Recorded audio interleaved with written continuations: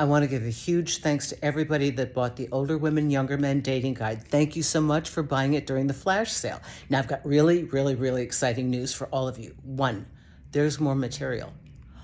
You're going to find in the next few days much more material than you saw the first time.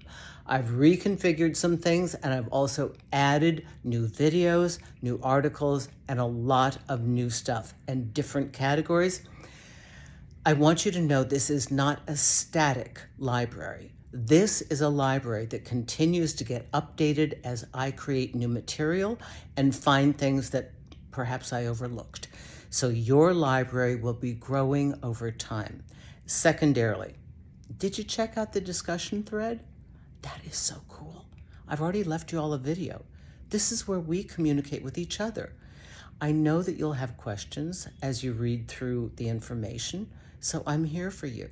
And when you ask a question, I'm immediately sent a notification, which is something I love, and I can get back to you. I would love, love, love to have you introduce yourself. Who are you? What's going on in your life? I'd like to get to know you. So please utilize the discussion thread. That's why it's there. It is a community. And also, if you didn't know this, you can download the Retrieve app for free. That way you've got your library on hand wherever you go.